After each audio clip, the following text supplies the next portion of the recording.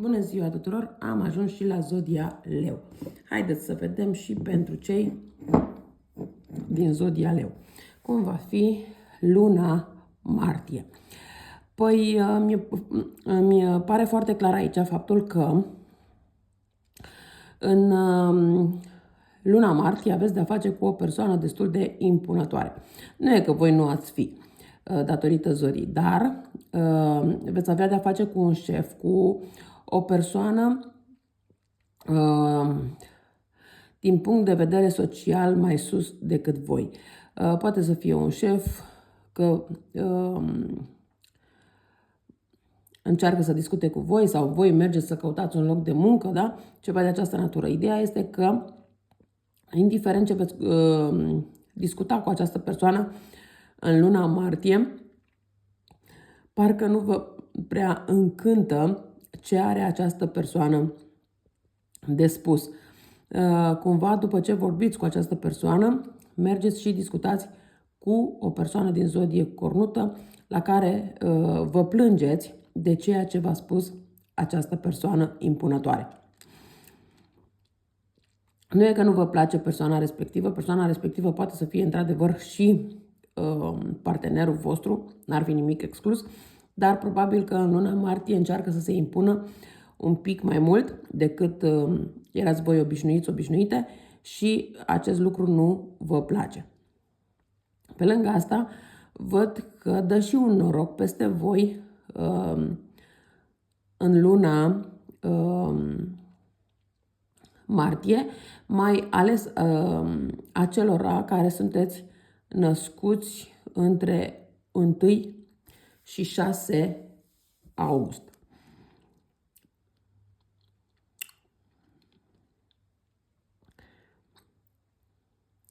Văd că vă faceți destul de multe griji în legătură cu o persoană mai în vârstă decât voi, însă persoana respectivă este destul de bine. Mai mult sunt grijile voastre, temerile voastre că persoana ei respective îi se poate întâmpla ceva, decât că se și întâmplă. Mai avem aici cifra 83, 73. Probabil că și aceste cifre înseamnă ceva pentru voi, dar nu este nimic de rău. Mai puteți avea discuții destul de aprinse cu o persoană din zodia Gemeni, Balanță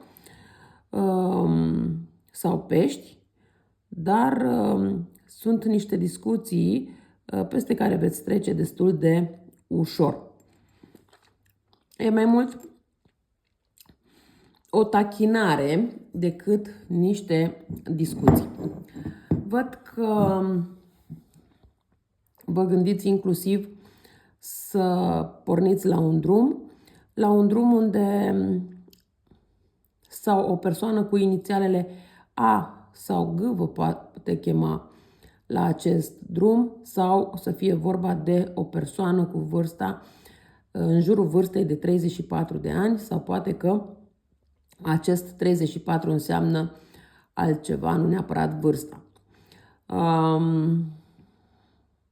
Dar ideea este că văd că lucrurile sunt destul de pozitive și cred că veți și face acel drum, doar că veți sta destul de mult pe gânduri dacă să faceți drumul respectiv sau nu.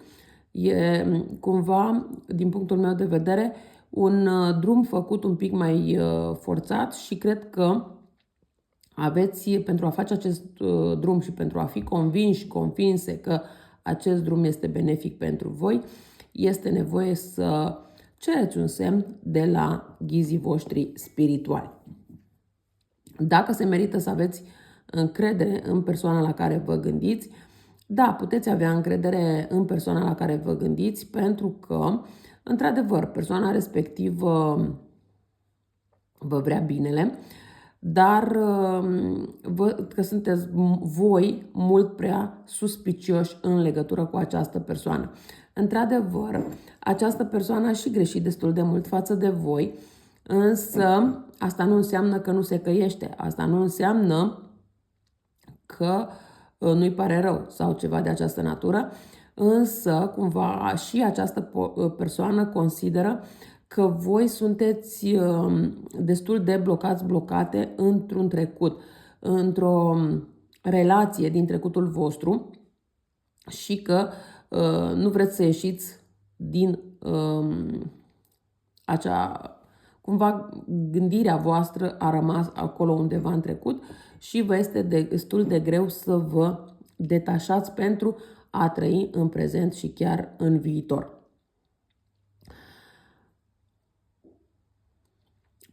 Văd că în această lună martie, cumva pentru voi, este o lună destul de nostalgică, melancolică. De ce? Pentru că văd că vă gândiți destul de serios la perioada, poate în care ați fost căsătorite cu o anumită persoană sau vă gândiți destul de mult la ideea de ce voi nu vă căsătoriți, de ce voi nu întâlniți persoana potrivită, de ce vouă nu vi se întâmplă anumite lucruri pozitive așa cum se întâmplă și altora și așa mai departe. Aici nu e problema că vouă nu vi se întâmplă, ci e problema că, așa cum am spus puțin mai devreme, voi v-ați închis foarte mult, v-ați pus foarte multe limite și voi până să facă o persoană anumite gesturi înspre voi sau în momentul în care o anumită persoană face anumite gesturi înspre voi, voi trebuie să despicați firul în 4, în 10, în 20 dacă se poate, în loc să mergeți puțin și o brăbește, adică să vă aruncați puțin și cu capul înainte. E adevărat că atunci când te arunci cu capul, posibil să te și doară, că te lovești, dar este mai bine să regreți că totuși ai făcut pasul și te doare capul decât să regreți că nici măcar nu ai încercat. E adevărat că fiecare persoană are temperamentul său, are caracterul său, însă eu zic că norocul poate dat peste voi dacă și voi vă deschideți și primiți acest noroc. Dacă nu, nu. Mai văd aici o persoană, un bărbat mai în vârstă, probabil cu mustață. Este acel gen de bărbat căreia îi plac femeile, îi place anturajul și este posibil ca acest bărbat să vă facă anumite propuneri, însă ideea este cum veți accepta voi ceea ce vă propune persoana respectivă. De ce? Pentru că este genul de persoană care pe undeva vă atrage, dar pe undeva vă și sperie.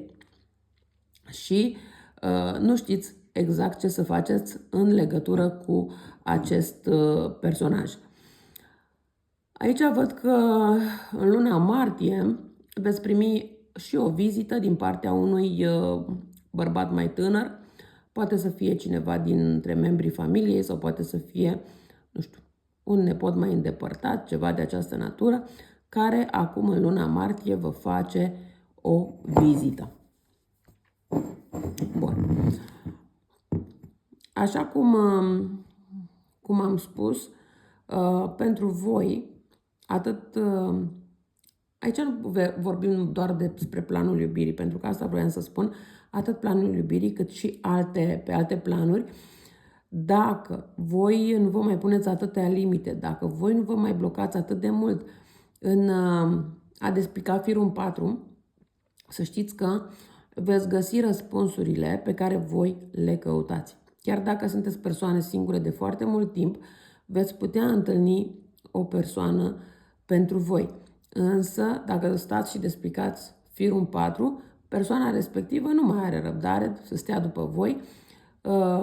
Poate că este o persoană mai vulcanică, o persoană care nu are atâta răbdare și pleacă din viața voastră. Și când nu știți cum se spune, trece trenul pe lângă voi. Dar dacă nu știți să vă urcați în tren, degeaba mai plângeți după că ați pierdut trenul. Deci, un pic de atenție din acest punct de vedere.